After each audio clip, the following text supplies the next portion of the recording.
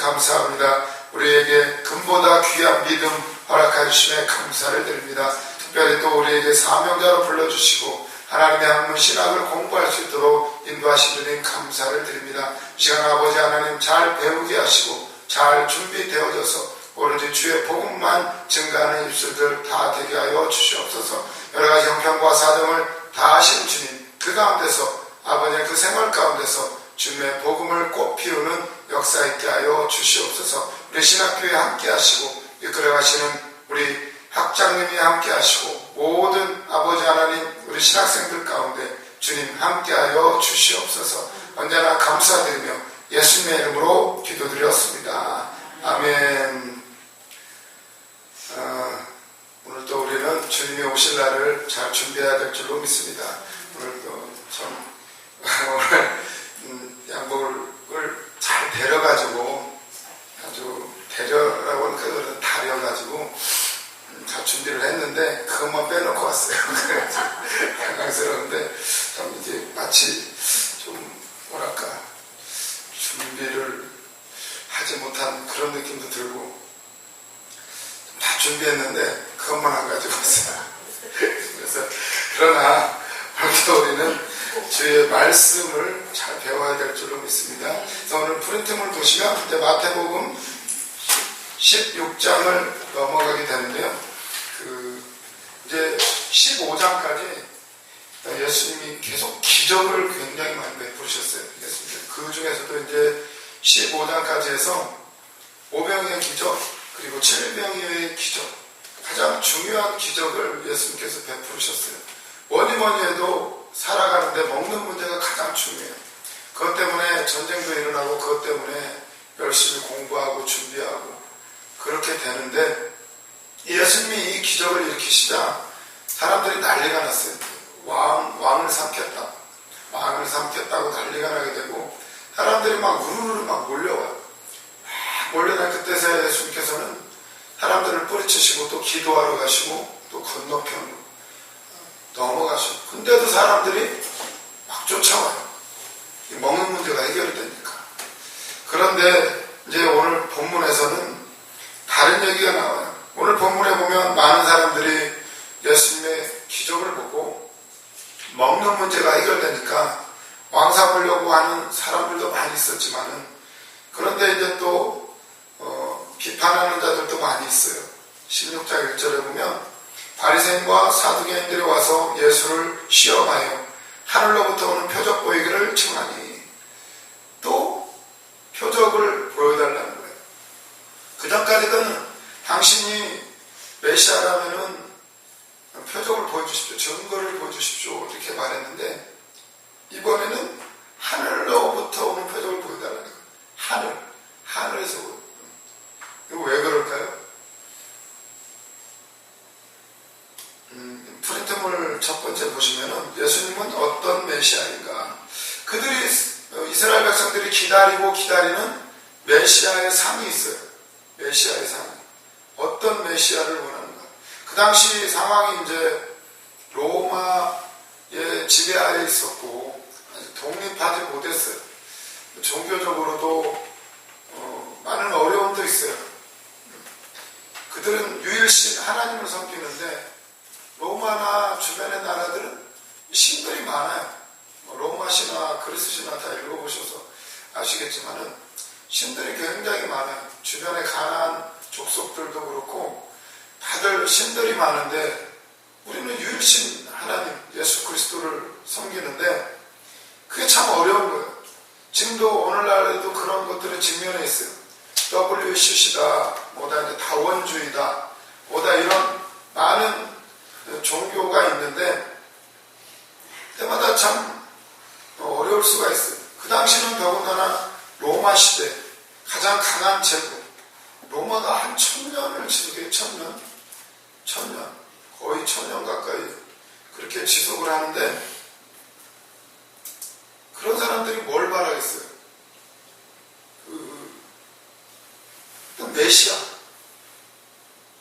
메시아의 모습은 어떠할까? 그래서 보면은 이게 괜히 물어보는 게 아니에요. 하늘로부터 오는 표적을 보여달라. 하늘로부터 오는 표적, 모세와 같은 표적을 구하는 사람들. 모세는 어떤 기적을 했을까요? 예수님이 오병의 기적 수천 명을 사람들을 먹이고 그것도 빵 몇 조각 물고기 두 마리 가지고 다 먹였어요. 엄청난 기적인데 그것도 광야에서 빈들에서 몇 번씩이나 이제 그런 기적을 베푸셨는데 근데 이게 그것 가지고는 안 되는 거예요. 이스라엘 백성들한테는. 왜냐 모세가 있었기 때문에. 모세는 구름기둥 불기둥 또 10가지 재앙으로 그 강한 나라 애굽을 다 쳐부수고 홍해를 갈랐고 또 매일 만나를 하늘에서 내려줬단 말이에요. 매일 하나님이 하신 거지만 매일 모세는 매일이에요. 매일. 그것도 40년이나 40년. 뭐 발이 부르트지 않고 신발이 헤어지지 않고 의복이 헤어지지 않고 40년을 사막 가운데서 살았단 말이에요. 이스라엘 백성은 그걸 생각하는 거예요. 그걸. 예수님이 일으킨 기적도 엄청난 기적인데 근데 이 사람들이 바라는 메시아는 그보다 더 아무리 봐도 메시아 같지가 않아요. 볼품없고 가문도 별 볼 일 없고. 저도 오늘 이렇게 입고 왔는데 주변이가 이렇게 입고 오니까 말씀이 어떻게 들리세요? 동네 아저씨가 하는 말로 들리는지 아니면 목사가 교수가 하는 말로 들리는지 참 희한해요. 사람은 아무리 안 하려고 해도 겉모습으로 판단할 수밖에 없어요.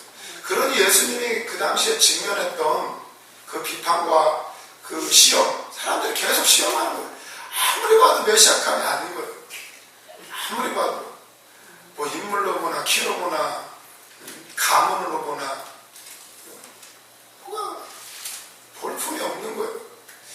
그럴 때 예수님이 아무리 기적을 행하고 진정한 복음, 막 말씀, 사람들이 다 놀랐어요. 여기 우리 서기관과 바리새인 같지 않다. 진짜 이 말씀은 어디서 들을 수 있는 말씀은 아니다. 그런데 우리가 기다리던 메시아, 만왕의 왕으로서 오실 메시아, 그 메시아라고 하기에는 좀 마음에 차지 않는 거예요. 그럴 때 또 표적을 보여달라고. 이제는 하늘에서 오는 걸 보여달라고 그래요. 이 땅에서 오병이의 기적 이런 거 말고 진짜 하늘에서 오는 거, 모세처럼. 저번 시간에 읽었죠. 신명기 18장 15절에 모세가 예언한 거예요. 신명기 가나안 땅을 앞두고 너희들이 그 땅에 들어가서 나중에 나와 같은 선지자 하나를 일으킬 것이다. 너희는 그의 말을 들어라. 모세가 그렇게 예언을 했어요. 그랬다면 이 땅을 구원할 만왕의 왕 메시아가 오면 모든 게 해결이 되는데 그렇다면 그 메시아라는 사람은 모세보다 더 해야 될 거 아니에요? 모세보다. 그러니까 하늘의 표적을 구하는 거예요. 하늘의 표적. 하늘의 표적을 보여달라고. 예수님은 얼마든지 하실 수도 있겠지만 그렇게 하지 않으시고 그렇게 하지 아니하시고 항상 예수님은 그렇게 하셨어요. 이사야의 예언처럼 그는 들레지 아니하며 성내지 아니하고 그렇다고 해서 그들과 싸우지도 않고 성내지도 않으시고 그리고 그들 앞에 뭔가 보이고 드러내지 않아요. 마귀도 시험을 해줘. 성전에서 뛰어내리라고. 그러면 천사가 받을 게 아니냐. 그러면 쉽게 남들이 너를 인정할 거 아니냐. 예수님이 안 하시고 예수님 성전에서 뛰었다고 내렸다. 그거 하려고 이 땅에 오신 게 아니란 말이에요. 그래서 예수님이 사람들이 하늘에서 오는 걸 한번 보여달라고. 그럴 때 예수님의 답변이 재밌어요. 그러니까 하늘 얘기를 해요. 예수님이 16장 2절 하늘의 표적을 보여달라고 그러니까 예수께서 대답하여 이르시되 너희가 저녁에 하늘이 붉으면 날이 좋겠다. 하늘이라는 단어가 들어가야 되나? 하늘에 대해서 얘기하니까 예수님이 하늘이라는 단어를 넣어서 말씀을 하셔요. 너희가 저녁에 하늘이 붉으면 날이 좋겠다 하고 아침에 하늘이 붉고 흐리면 오늘은 날이 굳겠다 하나니 너희가 날씨는 분별할 줄 알면서 시대의 표적은 분별할 수 없느냐, 이렇게 말씀하시죠. 예수님의 답변은 참 재미가 있어요. 하늘에 대해서 얘기하자면 하늘이 붉으면 붉고 저녁에 하늘이 붉으면 날이 좋겠다. 참, 이런가요? 저녁에 붉으면 날이 좋고 아침에 붉으면 날이 오늘 안 좋겠다 이렇게 한다는 거예요. 같이 붉은 건데 언제 했느냐에 따라 달라져요. 그 다음날 날씨가 어떻게 달라지는가. 근데 지금 이게 하늘을 얘기하는데 하늘이 붉으면 날이 좋고 전날 저녁 때 지금 하늘 얘기를 해요. 예수님이 너희들이 그렇게 분별하지 않느냐 하늘을 보면서. 그런데 왜 시대는 분별하지 못하느냐. 하늘이 붉으면 저녁에 하늘이 붉으면 그 다음날 날씨가 좋고 아침에 하늘이 붉으면 날씨가 흐린단 말이에요. 근데 지금 하늘을 얘기하고 있는데 이게 하늘에 대해서 얘기하고 있는데 지금 이게 땅에 관한 거예요. 땅에 관한 거. 사실은 사람들이 왜 하늘 보고 그러나요? 내일 그 당시는 농경사회고 뭐 장사하는 사람도 마찬가지고 우산 장사는 우산을 준비해야 될 것이고 소금 장사는 소금 가지고 나가면 안 되잖아요. 비 오면. 그러니까 항상 사람들은 하늘을 보면서 내일 날씨가 어떨지 어렸을 때 생각이 나죠. 소풍날 되면 가장 염려가 되는 게 비가 오면 안 되는데 운동의 날 비가 오면 안 되는데 그러지 않나요? 그래서 결혼식 때 결혼 전날 가장 염려되는 게 그거였어요. 비가 안 왔으면 하는 거.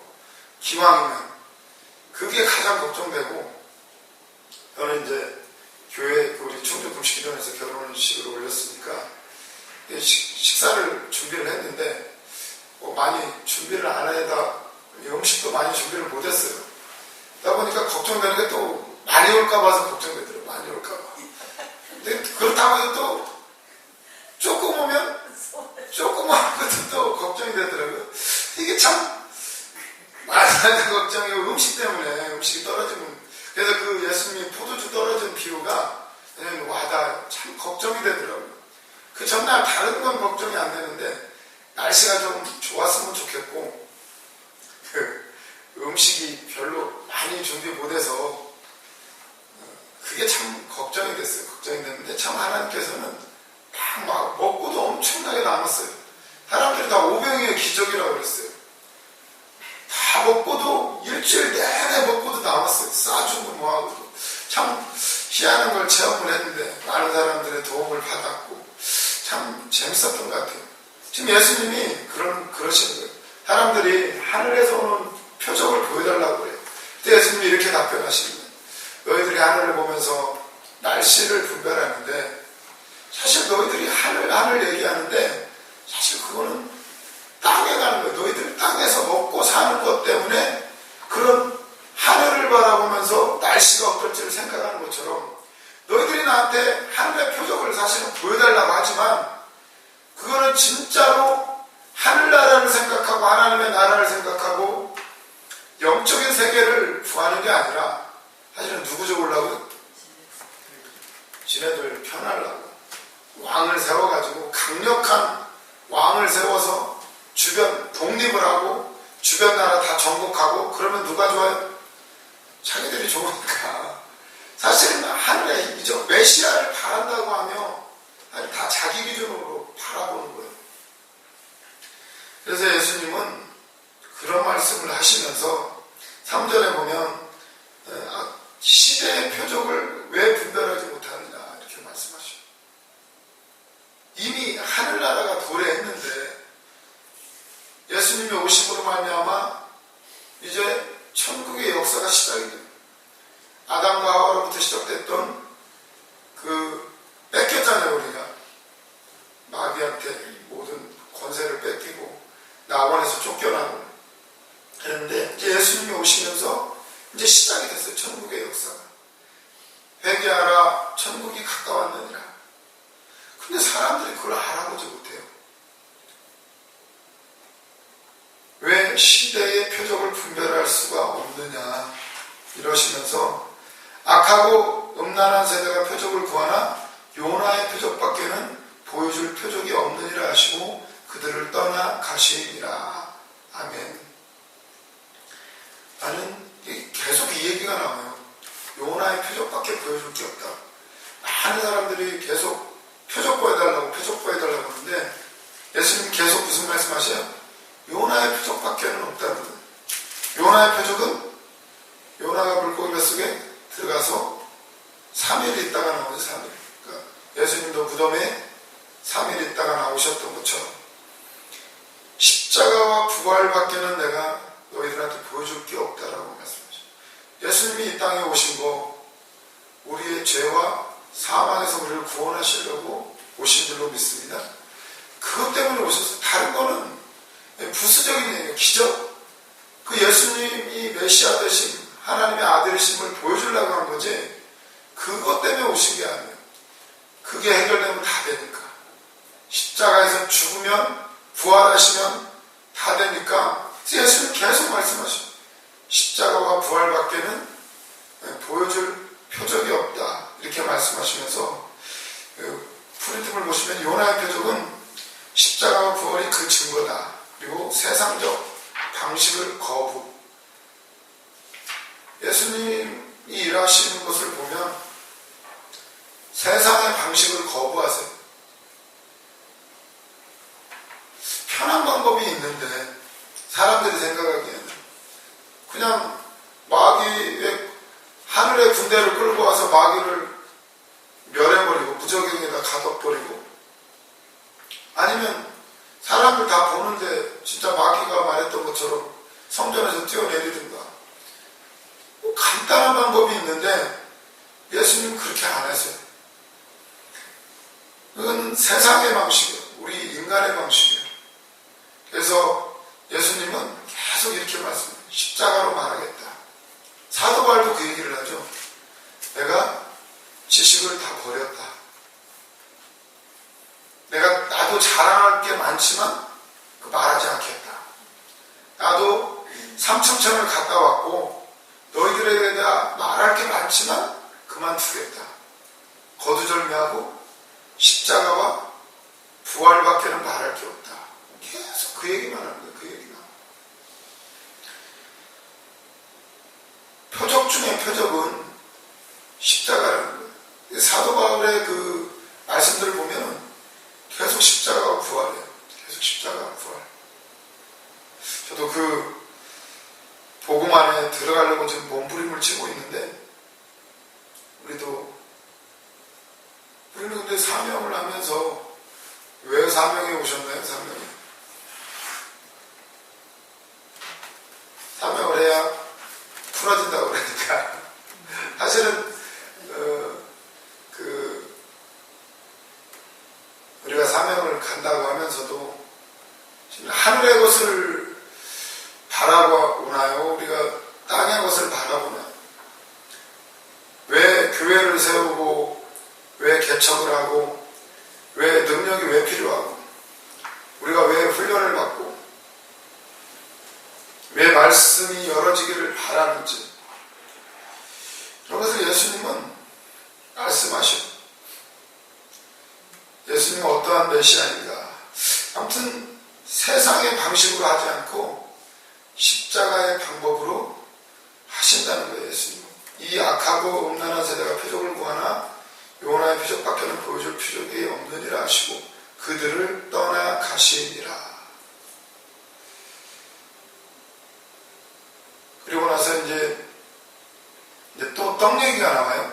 지난 주간에도 말씀을 드렸는데 5절에 보면 제자들이 건너편으로 갈세. 이제 건너편으로 넘어가시고 사람들은 표적을 더 보여달라고 그러고 예수님은 건너편으로 넘어가셔.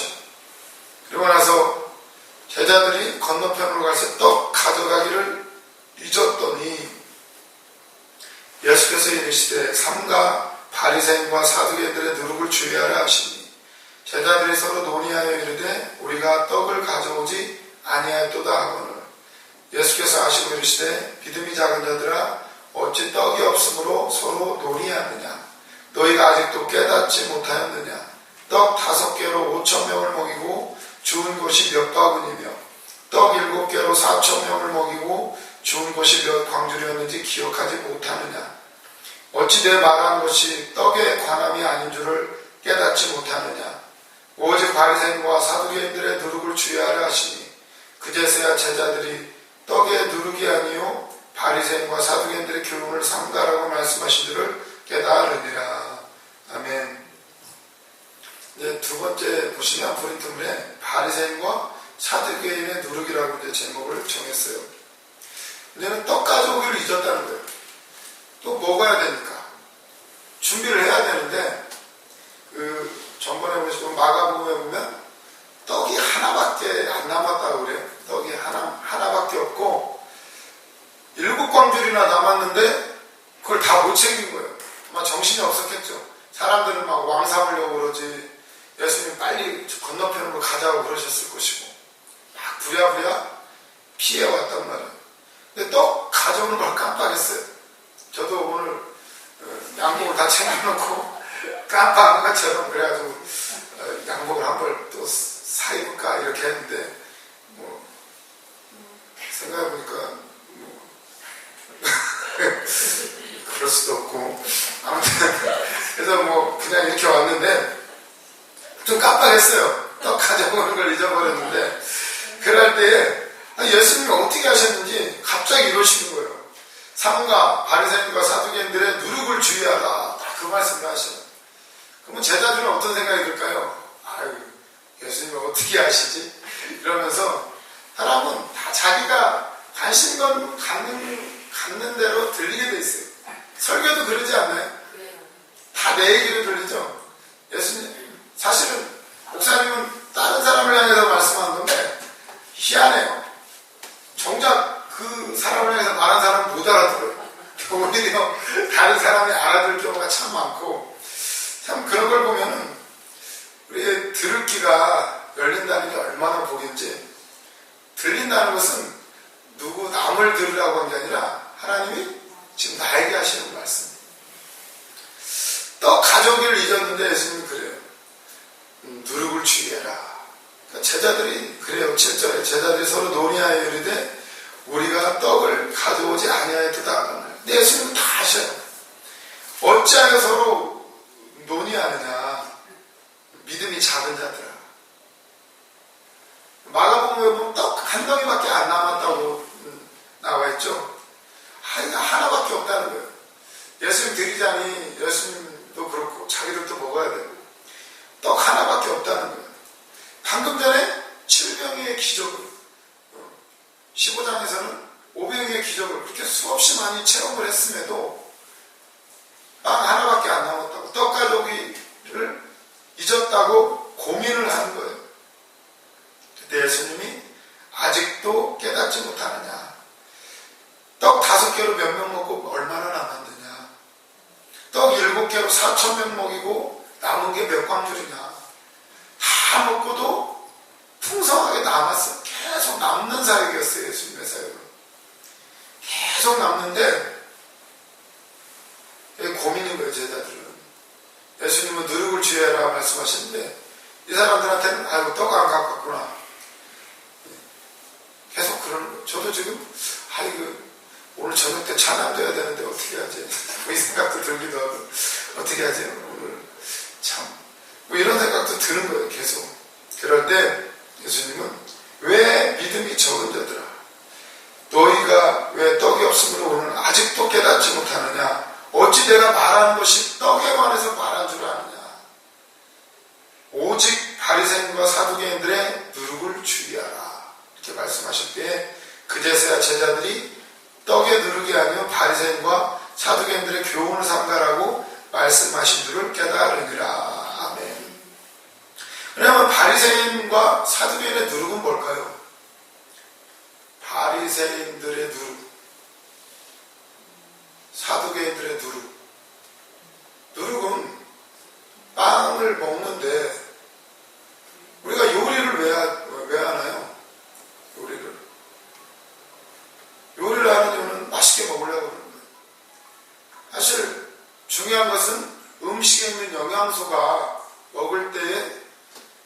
피가 되고 우리를 건강하게 만드는데, 근데 굳이 요리를 해먹는 이유는 맛있게 먹으려고. 아무리 몸에 좋아도요, 맛이 없으면 참 먹는 게 힘들어요. 먹는 게 힘든데, 그런 것처럼 빵, 누룩을 안 넣으면 딱딱하고 이게 맛이 없어요. 딱딱하고. 그걸 먹으면 되는데, 그래서 이스라엘 백성들이 광야에서 만나를 먹으면서도 처음에는 신기하고 놀라워가지고 감사하다가 나중에 이제는 실증 나서 못 먹겠다고 막 그랬어요. 왜 그래? 맨날 똑같은 거 먹으니까. 그거 먹으면 영양은 되는데, 이거 문제는 맛이 있어야 돼, 맛이. 우리 아버지 같은 경우는 뭘 사도 무조건 딱딱한 거.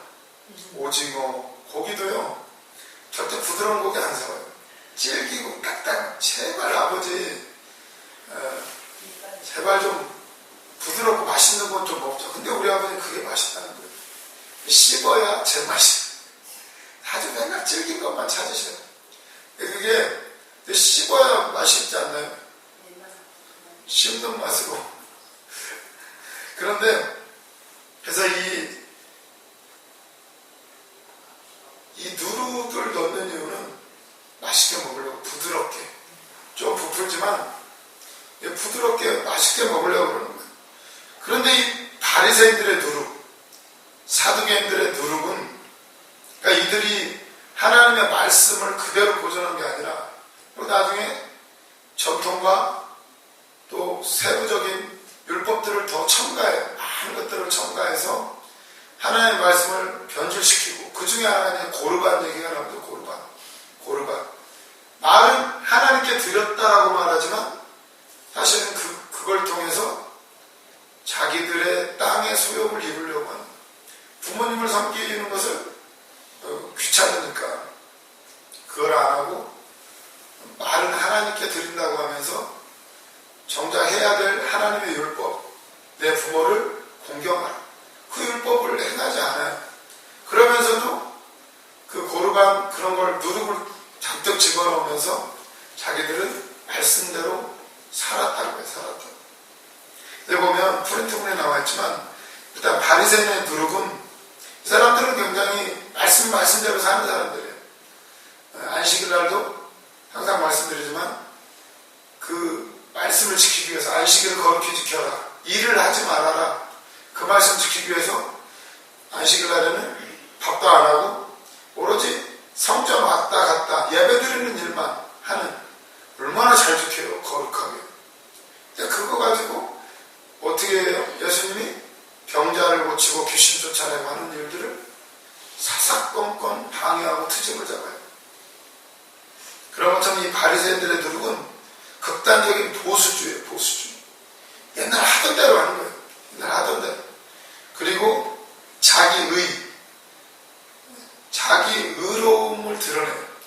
그들이 그토록 말씀을 지킨다고 하는 것, 시장 먹이에서 기도하고, 그리고 금식하고, 또 11조도 아주 철저하게, 콩나물 대가리 하나까지도 딱 10분의 1로 나누는, 아주 철저하게 말씀을 지켜요. 딱 10분의 1. 그게 지키는 건가요? 말씀을 지키는 것 같으면서 사실은 그 안에 인색함이 들어가 있어요. 하나님께 풍성하게 드리는 게 아니라 어떻게든 딱 맞게 자기 것을 더 챙기려고 하는 그런 마음들. 그리고 이 바리새인의 누룩은 율법주의예요. 율법주의. 주님이 원하셨던 그 복음이 아니라 율법주의로 나가게 되는, 이런 것들을 주의하라고 예수님이 말씀을 하시는. 누가 그런 얘기를 하더라고요. 영국인가? 어디 재판할 때는 옛날에 그랬대요. 재판할 때는 항상 고양이를 옆에다 두고 이렇게 재판을 했다는 거예요. 재판을. 그래서 어느 날 다른 나라 사람이 와가지고, 왜 이렇게 고양이를 두고 재판하고 고양이하고 무슨 상관이에요? 왜 이렇게 고양이를 두고 재판을 하시냐고 했더니 대답하는 말이, 옛날부터 그렇게 해왔으니까 그렇게 한다는 거예요. 그게 전통이니까. 그 웃기잖아요. 근데 그게 이유가 있었다는 거예요. 왜 재판할 때는 고양이를 두고 했냐면, 옛날에는 그 나라가 못 살았다는 거예요. 못 살다 보니까 어딜 가나 쥐가 많았대요. 쥐가.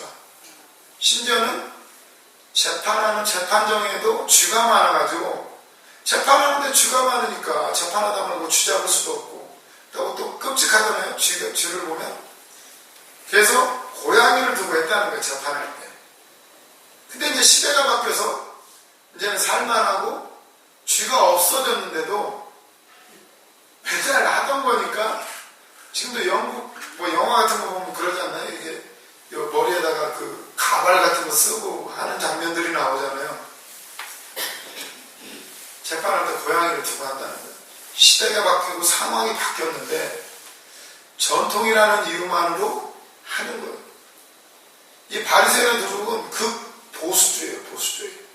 어떤 면에서는 신학도 마찬가지예요. 신학도. 하나님의 말씀은 점점 하나님 열어가셔요. 주님이 가까우실수록 더욱더 말씀이 열려요. 계속 요한계시록도 지금 다 열려가고 있어요. 그런데 참 안타까울 때가 있어요. 특히나 우리 장로교 같은 경우는 칼빈이 말한 게 거의 이거 다른 말 다 필요가 없어요. 칼빈이 말하면 그게 맞는 거예요. 칼빈. 옛날에 우리 장로교를 세운 칼빈. 참 안타까울 때가 있어요. 이미 시대가 바뀌고 많은 것들이 해결이 됐는데, 제가 이제 법 공부할 때도 그런 게 있었어요. 법 공부할 때 이제 민법 같은 경우는 곽윤지 교수라는 서울대 법대 교수님인데, 그 사람의 책을 다 봐요. 거기서 이제 시험이 나오고, 그게 이제 가장 권위가 있는 책인데, 사실 일본 책을 베꼈다고 그래요. 아무튼 그분이 우리나라의 권위자. 근데 그분의 제자로 이제 양창수 교수님이라는 분이 계셔요. 그분 굉장히 똑똑해요. 굉장히 똑똑해가지고, 우리가 공부하다 보면 학설이 많아요. 1설, 2설, 3설, 여러 가지 이렇게 해결되지 않는 문제들이 있어요. 그런 것들을 이 새로운 교수님, 양창수 교수님이 굉장히 논리적으로 잘 다 풀어냈어요. 풀어냈는데 문제는 책을 못 내요. 책을 왜 못 내는지 아세요? 책을 내야 그 학설이 나오게 되고, 그 학설을 이제 시험에서도 이제 적용이 되고, 그걸 통해서 또 이제 문제를 많이 풀어나가게 되는데, 책을 못 내는 거예요. 왜 못 내는지 아세요? 먼저 교수님, 그 유명하신 권위자, 그 교수, 그러니까 학계에는 그런 불문율이 있다는 거예요. 나를 키워주신 스승이 돌아가시기 전에는 내 이름으로 책을 낼 수가 없어요. 그게 불문율이라는 거예요. 불문율. 그래서 책을 못 낸다는 거예요. 훌륭하고 이미 많은 게 해결이 됐는데 그런 전통이 있다는 거예요. 좀 희한하죠, 세상은. 아무튼 그래서 책을 못 내요. 지금은 이제 책을 내셨는지 어때는 저는 관심이 없지만은, 아무튼 이게 보수주의예요. 보수주의. 극보수주의. 보수주의가 다 나쁜 건 아니에요. 옛날의 것들을 지키고 좋은 것을 계승한다는 거예요. 어떤 면에서는 우리 신앙은 보수적인 면이 있어요. 하나님 누룩을 넣지 않고 딱 그 말씀을 지키는, 참 그것도 멋있는 것 같아요. 근데 이 바리새인들은 극보수주의였을 때 이미 예수님이 율법을 완성하러 오셨고 새로운 길들을 열어주시는데 받아들이지 않아요. 오로지 자기들이 만든 그 전통과 율법의 잣대로 모든 것을 판단해요. 사람이 죽어가는데도 안식일을 지키기 위해서 고치지 말라는 거예요. 왜 안식일날 사람을 고치냐는 거예요. 그런 게 이제 바리새인들의 누룩이에요. 우리도 신앙생활하면서 이제 실전이에요. 만약에 목회를 하고 여러 일들을 할 때 전통을 지키는 것도 중요하지만 하나님이 정말 뭘 원하실까? 하나님의 계시도 조금씩 발전해 나가요. 아브라함 때 틀리고 모세 때 틀리고 다윗 때가 또 틀리고요. 예수님 오셔서 또 많은 많은 걸 완성하셨어요. 그럼 오늘날에 맞는 또 하나님의 새로운 길들을 열어가셔요. 그러지 않았네요. 어렸을 때는 저는 교회에서 드럼 치고 뭐 이러면은 안 된다고 그랬어요. 이제 어릴 때 교회 다니는 목사님이 기타 치면 안 된대요. 피아노로만 해야 되지 기타 치면 안 된다라고 그러셨던 것을 제가 들었어요. 근데 지금은 또 그런 거는 전혀 문제가 안 돼요. 오히려 우리 같은 경우 지금 반주기로 해서 지금 어떻게든 악기로 해보고 싶은데 사람이 너무나 없다 보니까 이제 그런데 이 바리새인의 누룩은 과거에 얽매여 있는 거예요. 계속 과거에 얽매였어요. 보수적이에요. 우리의 생각이 옛날 생각 그대로 살아가는 거예요. 이미 예수 그리스도가 오셔서 우리를 새 사람으로 만들어 놓으셨는데 과거의 삶으로 살아가는 거예요. 이미 성령이 내 안에 오셔서 나를 지금 새로운 세계로 인도하시는데 또 여전히 떡을 놓고 왔구나, 양복을 놓고 왔구나, 어떤 그런 일들에 얽매여 있는 거예요. 계속. 그리고 이제 사두개인의 두루. 사두개인은 어떨까요? 사두개인은 이 사람들은 이제 제사장들, 세상에 권력층하고 아주 밀접한 관계가 있는 사람들이에요. 그러다 보니까 이 사람들은 항상 그 권력자들의 비율을 맞춰요. 그 자기 기득권을 지키기 위해서 아주 현실적인 사람들이에요. 현실적인. 바리새인들하고는 또 다르게 현실주의자예요. 그리고 첫 시간에도 배우셨겠지만 현대 신앙에서 배우자면 자유주의. 아주 발빠르게 세상에 아주 맞춰나가요. 그러다 보니까 자유주의 신앙으로 올라가요. 아주 사람의 기준을 맞추는 거예요. 자유주의, 합리주의. 뭐가 가장 합리적이고 이득이 되는가를 따져요. 그리고 기복주의. 복만 원하는 거예요. 이 땅에서 잘 먹고 잘 사는 거예요. 그래서 사두개인들은 부활을 인정을 안 해요. 바리새인들은 부활을 인정하고, 이 사두개인들은 이 땅의 삶, 아주 현실적인 사람들. 이런 걸 주의하는 거예요, 예수님께서.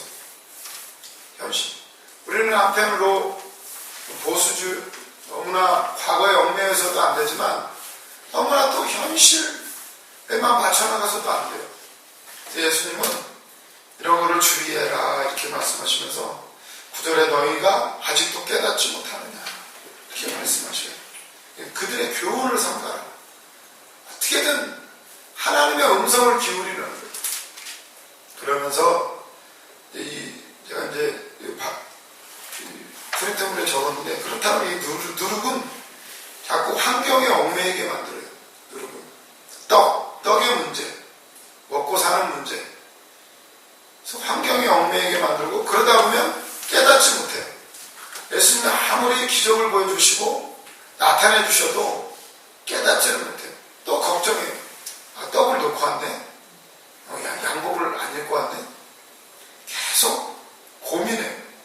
그리고 또 우리도 그렇게 많이 체험을 했는데도 더 보여달라고 하는 하나님 증거를 보여주세요. 이 응답이 맞습니까? 틀립니까? 이 응답이 맞다면 또 보여주세요. 이 누룩은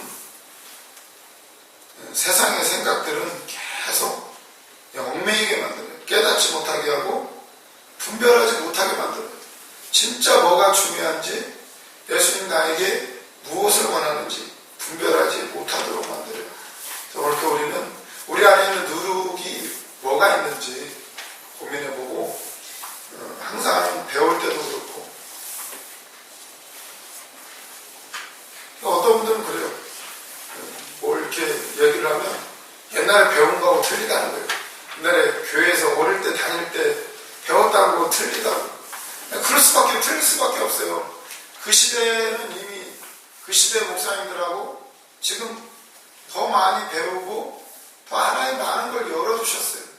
옛날 시대는 먹고 사는 문제가 더 중요했고, 그래서 그때는 훌륭하신 목사님들이 복에 대해서 강조하셨고, 그래서 그 책 설교는 나 인생 읽어보셨죠? 거기에 보면 조영교 목사님이 천국 가자고 계속 전도를 했다는 거예요. 그때 사람들이 뭐라 그래요?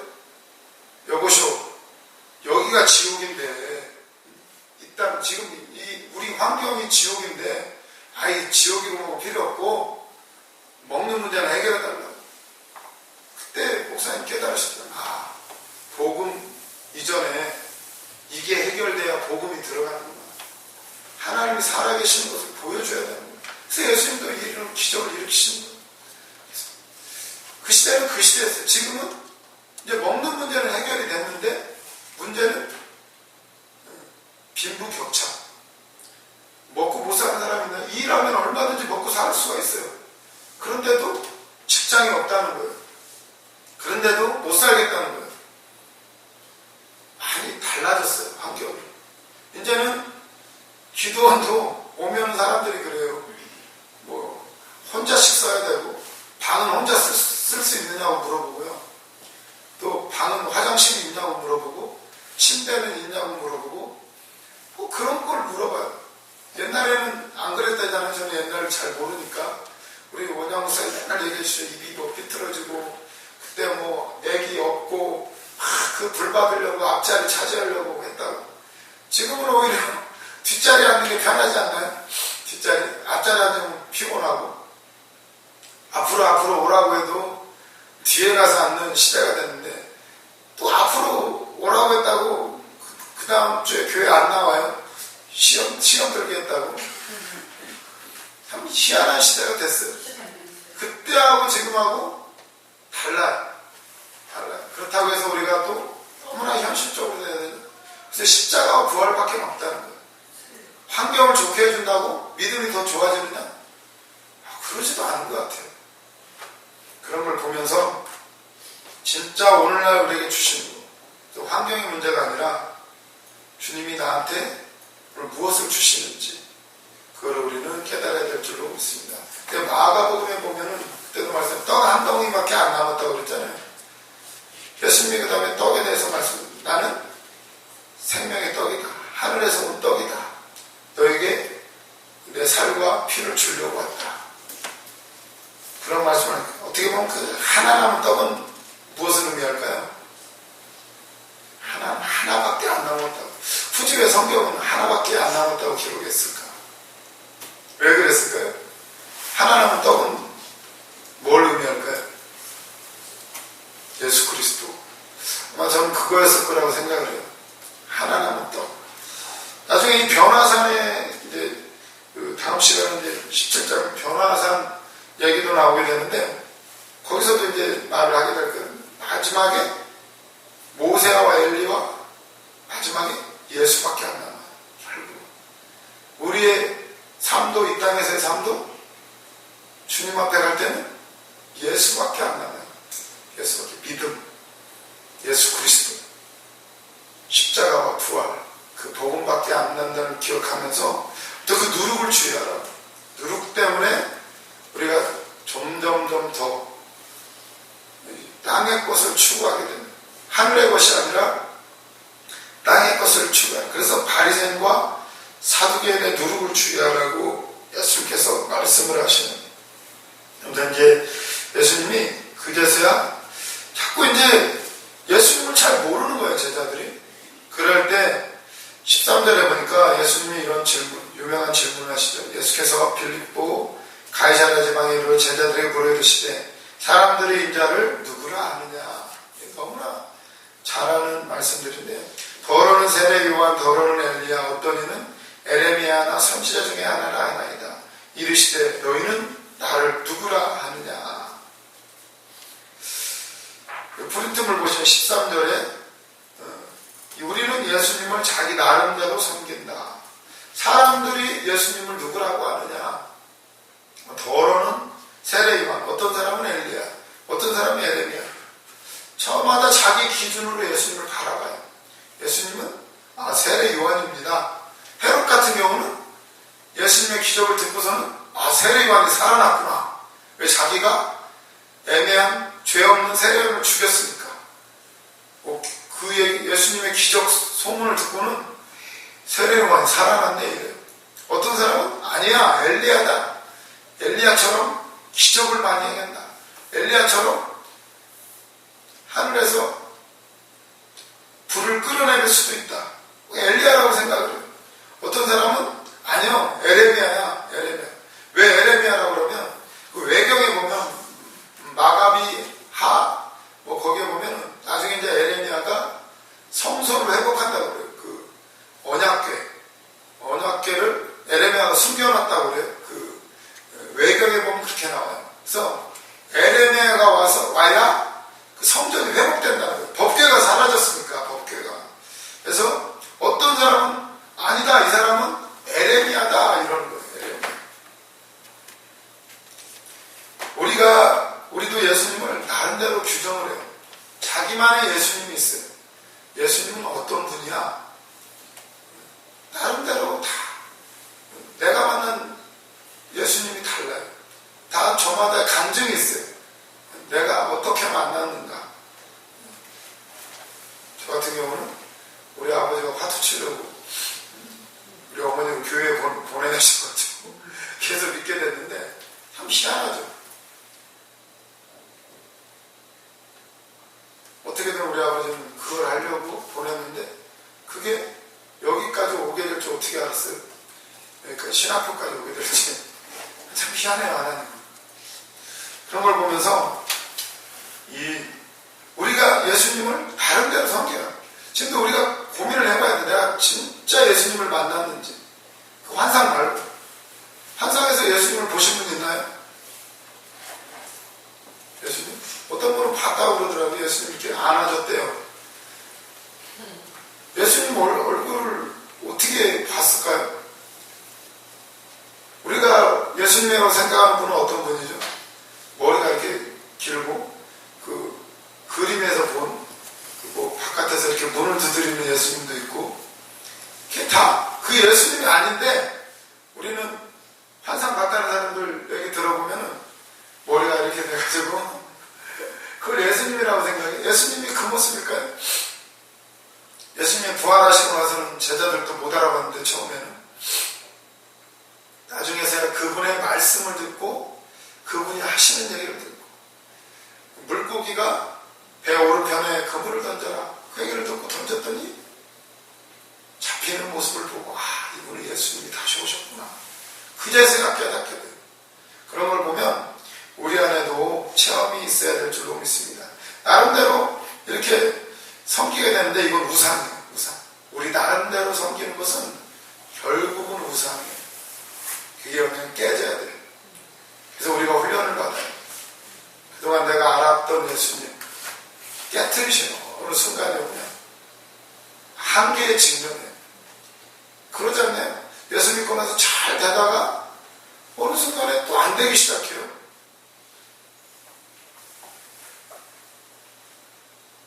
내가 이렇게 열심히 하는데 내가 사명길에까지 왔는데 내가 기도를 그렇게 하는데 금식까지 했는데 다 되나요? 금식하면 되나요? 다? 그럼 누가 못해요? 금식 다 하지. 저는 금식을 능력받으려고 금식을 했는데 물론 많은 걸 열어주셨는데 그것도 우상이에요. 아니 금식하면 능력 준다고 언제 예수님이 그랬나요? 금식하면 능력 준다고. 근데 목사님들이 맨날 간증을 하니까 40일 금식을 하고 났더니 확 불이 임하고 그때부터 막 쓰임받기 시작했다. 그런 간증 많이 들어보셨죠? 그래서 했어요. 능력 받으려고. 물론 그때는 아무것도 안 주시더라고요. 꿈도 물론 먹는 꿈은 참 많이 꿨는데 그게 이제 물론 말씀의 꿈인데 많이 주셨는데 이렇게 특별히 주신 건 없었어요. 근데 나중에서야 이제 깨닫게 하시고 많은 것들 주셨지만은 그 내 생각이에요. 그건 그 시대에 또 목사님들이 경험하셨던 것들이고 다 달라요.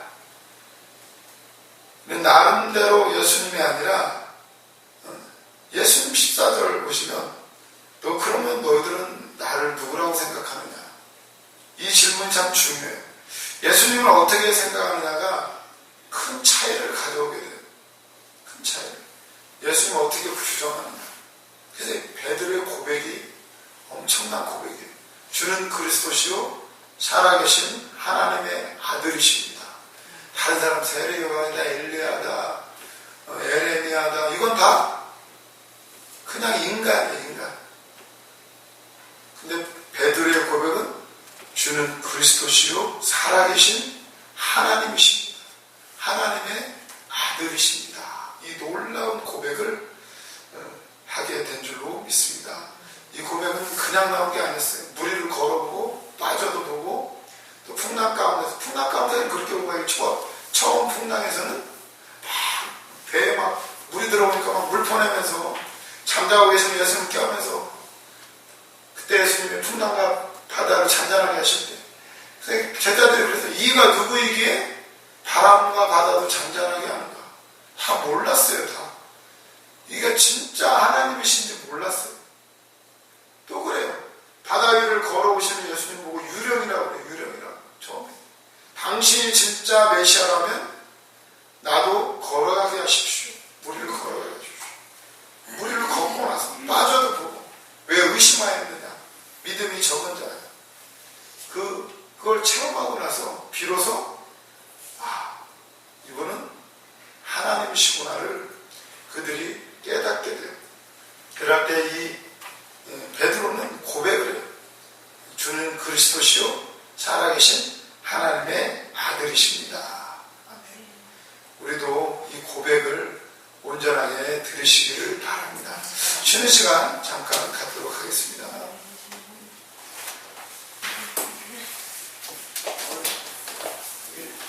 양복을 안 입고 보니까 잘 안 되는 것 같아요.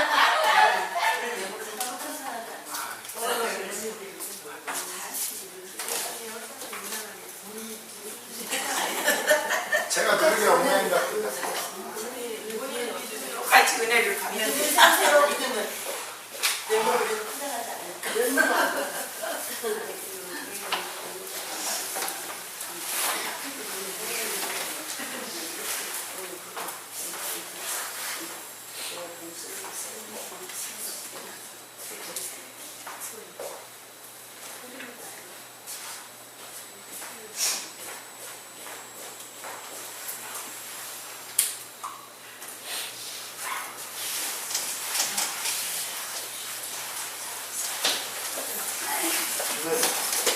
잘 챙겨 오셨어요? 여기 이제 보일러 텐데요. 목사님 오시니까 보일러 같아요. 춥긴 하네. 월요일부터 금요일까지 스케줄이 꽉 찼어요? 잘됐네. 저도 없어요. 봉사를 얻을 때고 그래요.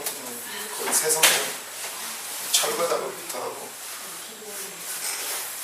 그것도 여기는 다 여기 서울 집회 오고 장기철 목사님 집회 이거 참석하세요. 저 그때 그게 좋아요. 왜 뜨고 있는 뜨는 목사님들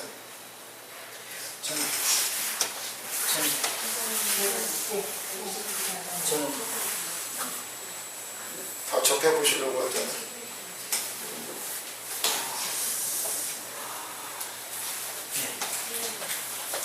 저는 당장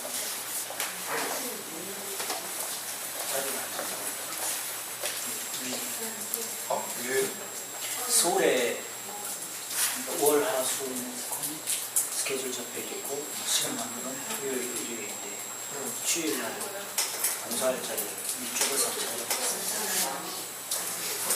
괜찮아요. 어쩔 수 없으니 왜냐면 5일을 저쪽에서 이쪽에 어차피 여기서 계속 해야 되니까 서울로 나오셔야 되는데 막 목사님한테 말씀해 주십시오. 그래서 운전해 주시라든 운전해 준다고 했잖아요. 이렇게 하루에 달라지죠 사람이. 하루에 달라지는 게 아니고 이게 연락이 오면 목요일날 와야 하나님의 뜻일까요?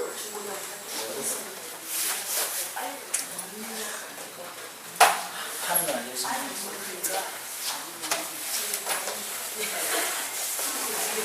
거야 열심히. 하는 거야 열심히. 방을 다 채워놨더니 공사까지 좋은 사람 없거든. 공사까지 해놨는데 좋은 사람 없거든.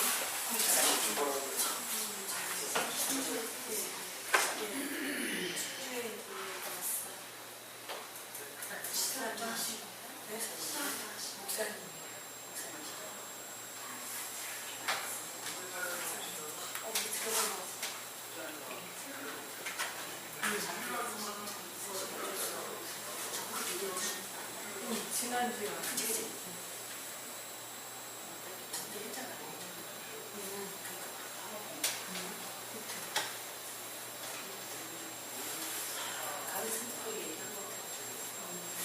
계속 이제 계신데요.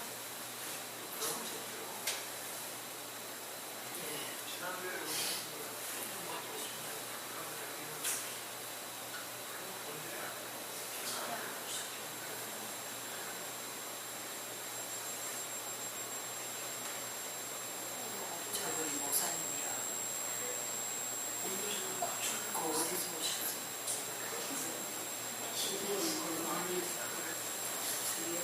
소원이 먹고 싶 말씀 좀 현안하고 지금 말하는 소리가